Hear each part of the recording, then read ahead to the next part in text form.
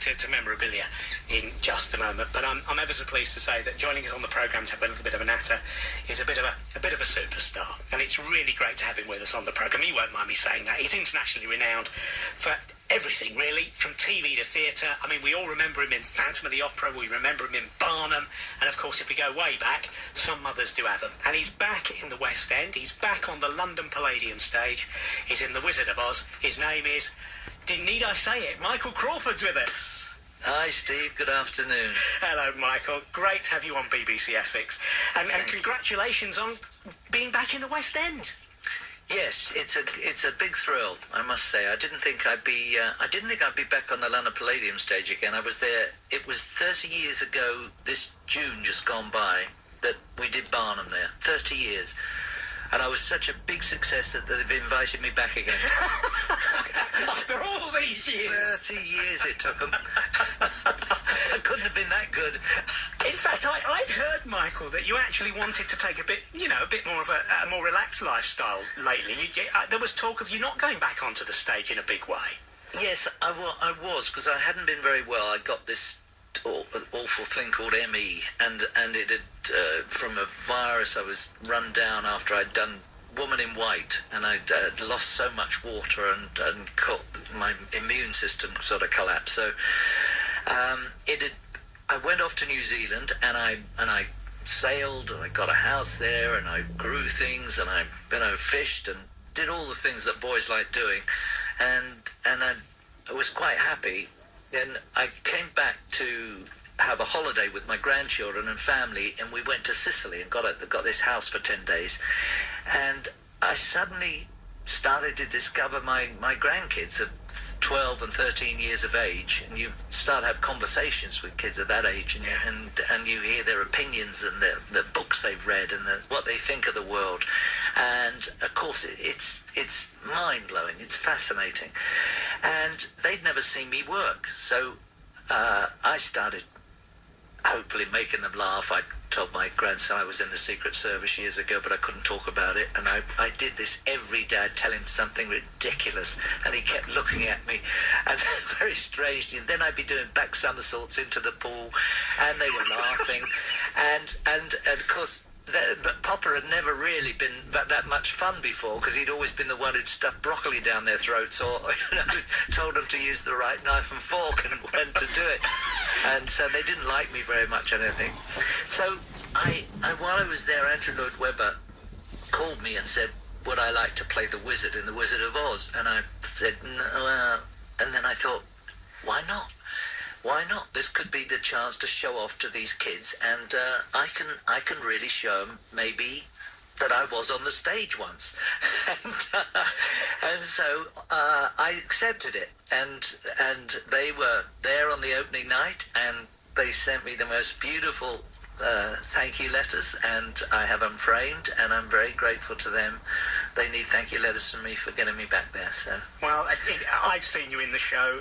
Dave, who's with me in the studio here in Essex, he's seen you in the show, and it is a great part for you, Michael, especially if you don't want to be on stage all the time, just want to do bits and pieces. That's it. It's good fun just to do bits. I do Professor Marvel at the beginning, where I have a song, and which Andrew wrote for me, called The Wonders of the World, and Tim Rice wrote the lyrics, and that's with Dorothy. So that's the first sort of proper scene in the show, and then it goes on to they move on to Emerald City when the dream starts, and I play the guard at the city with a very low crutch pair of trousers, which I thought would be amusing. Quite frankly. Yes, yeah. Well, I wear my own clothes for this, and so thanks a lot.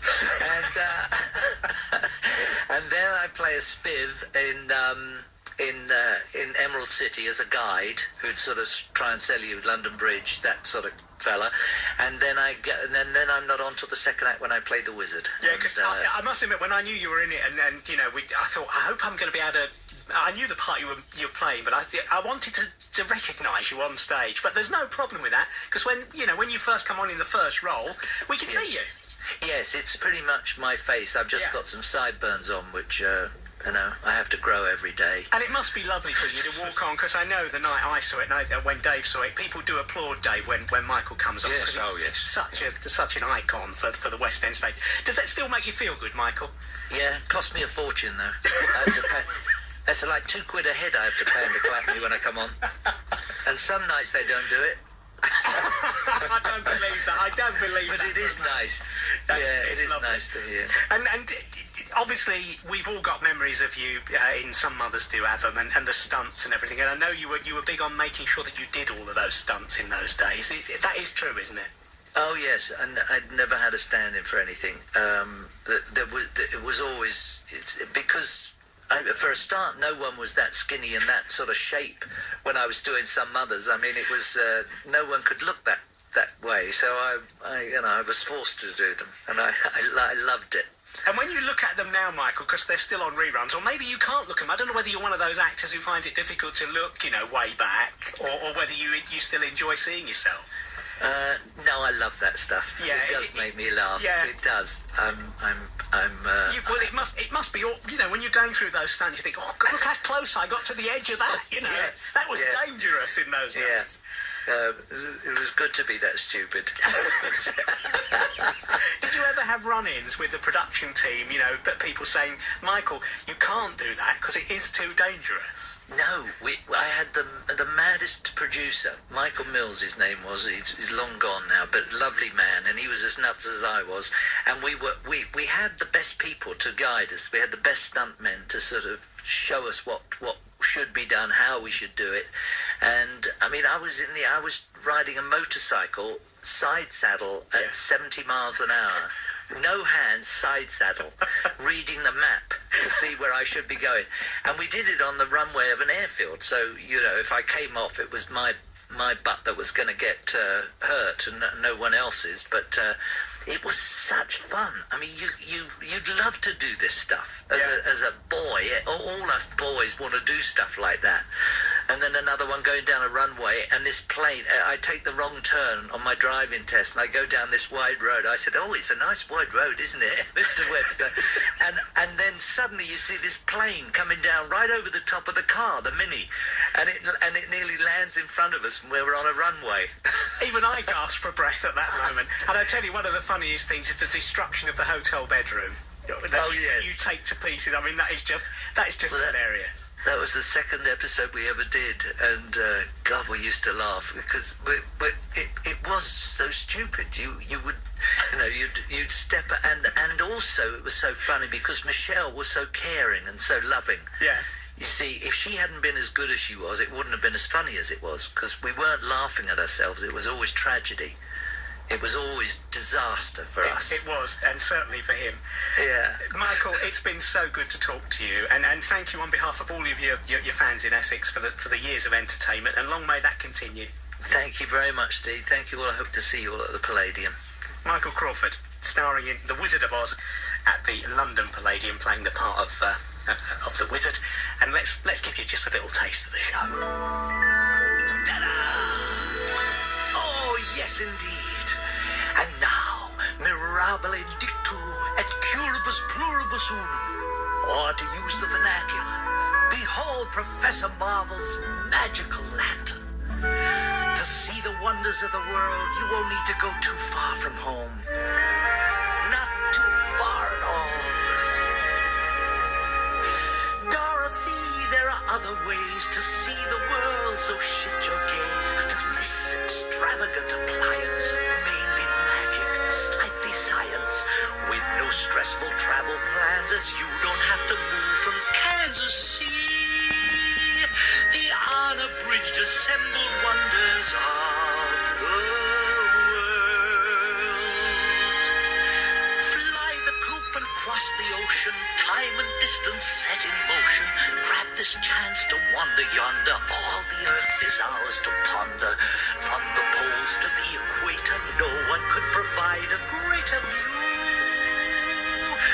There's the Nile, now some don't give a hoot that it's the longest river, but we know in miles, of course, it's all 180, sea to source. It's nature at its most prolific. Pyramids are quite terrific too. So welcome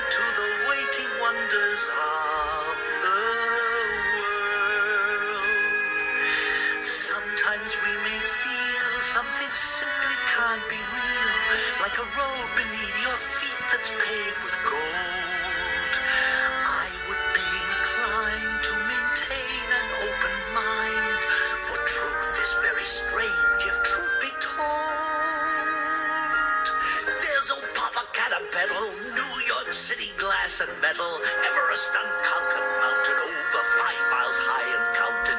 He is the Arctic snow and polar bears and northern lights and solar flares, a myriad exquisite wonders of the world. Imagine red and blue on the mountains of Peru, and Sahara sands of yellow burning white. In jungles black and green, fearsome creatures never seen, other than right now. Oh, that's not right. I'm so sorry. That was from my private collection. Moving rapidly along. We don't have to take it slowly. Here's Tibet, remote and holy. Angel Falls in Venezuela. Eiffel Tower, humpback whale. A moment feeling all the thrills of being near the 7 hills of Rome. Oh, so many sights to savor. This has merely been a flavor. Maybe time for one more wonder. Very strange, it looks like thunder. But the point that I'm conveying is you see it all while staying home. And home is one of many wonders of the world. The unabridged assembled wonders of the world. Professor Marvel's patent wonders of the